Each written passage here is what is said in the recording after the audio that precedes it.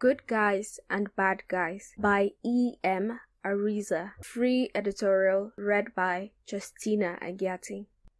Don't ask me why, but I have to confess that it has always been a secret dream of mine to get to be the bad guy in a movie. I know it sounds weird, but what can I tell you? The truth is, however, that this will not be an easy thing to do. Not at all. This business of good guys and bad guys is more complicated than it looks on the surface. If you doubt me, think about this. Have you ever seen one of the movies featuring Bond? James Bond? I'm sure you have. I'm referring, of course, to the super agent known to his friends as 007, working on Her Majesty's Secret Service and with a license to kill. Anyway, don't you think that rather than this guy saving the world, which is supposed to be his mission, it's the world that needs to be saved from him, since he generally causes more death and destruction than he ever manages to prevent, and he causes it in every way possible. Deaths, I mean, by shooting them, which is probably the most vulgar method, or having them devoured by gigantic crocodiles and sharks, or poisoned by spiders and snakes. But he has no qualms about using subtler techniques: skin suffocation from painting a beautiful girl all over in gold paint, laser rays, electrocuting people with fans in their bathtubs, or throwing them off a train, plane, or ship. He has even done it by tossing people off satellites into space. In short, a long list of ways to get rid of people. And there's more: burning buildings, exploding cars and boats, whole neighborhoods leveled.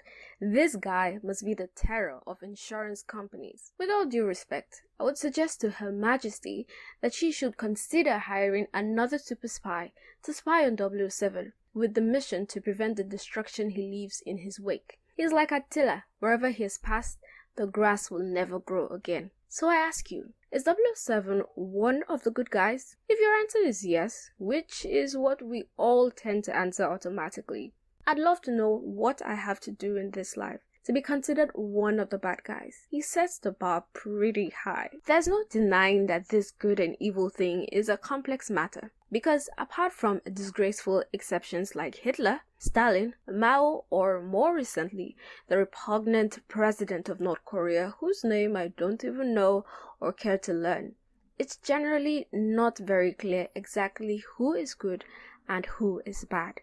Another example of this can be seen with Kennedy and Khrushchev. These two gentlemen.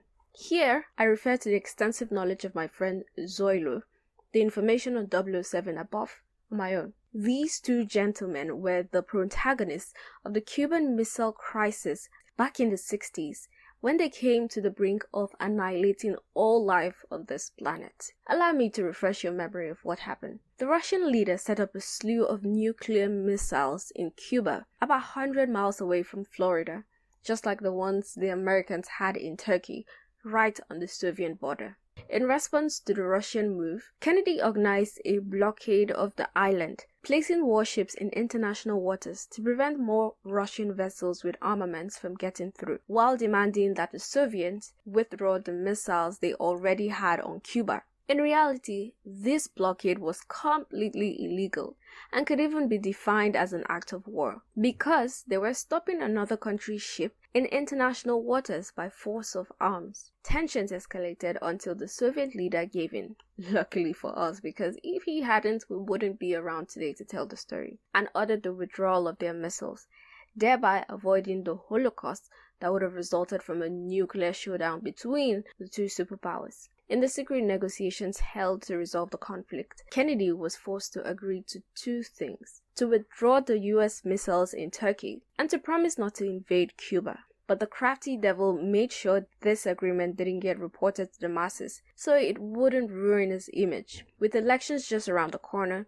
he thought it better not to explain the concessions he'd made to his Russian counterpart. In doing so, he managed to make himself look to the public like the great hero of history. If you don't believe it, you only need to see the Hollywood movie on the topic, starring Kevin Costner, who in the end declares with an expression of spellbound admiration, once again, Kennedy has saved the world.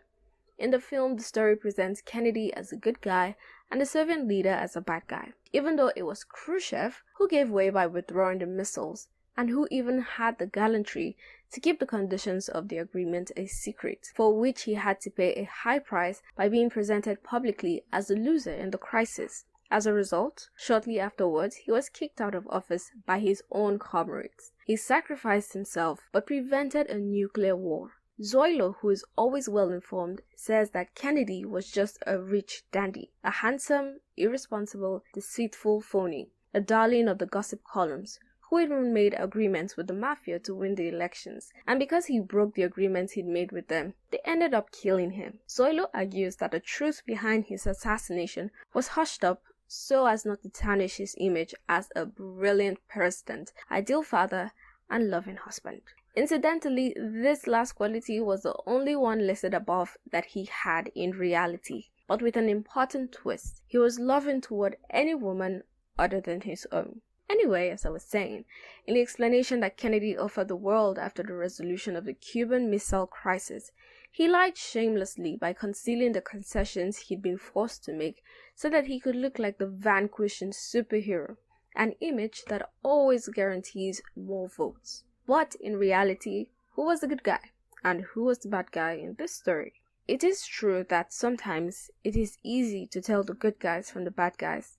Like in the case of the two Koreas today, while the North creates missiles and hunger, the South gives us Hyundai and Gangnam Style. In this case, the two sides are clear. The same is true of the infamous Berlin Wall. In that case, it was just as easy to tell the good guys from the bad guys, just by observing the direction taken by the people fleeing. Everyone fled from the west to the east, not the other way around. That settles the question, I guess. But not every case is that obvious. A lot of the time, it's hard to tell. As I was still confused about it, in spite of putting my neurons to so much work, I took the most logical approach. Ask Zoilo. I remember his answers exactly, and I transcribed them here for you so you can make up your own mind. On one hand, he told me when I explained my trouble, it could be argued that if it weren't for the existence of bad guys, the good guys wouldn't exist either, because we wouldn't have anyone to compare them to. So the bad guys are the ones that basically define the good guys. On the other hand, you need to understand these are relative terms that depend on the point of view of the observer. Very interesting, I remember thinking. But taking this line, we weren't going to get anywhere. So I persevered. But isn't all totally relative? I argued decisively. For example, look at what happened in World War II. The winners in that war were indisputably the good guys. Sure, he replied.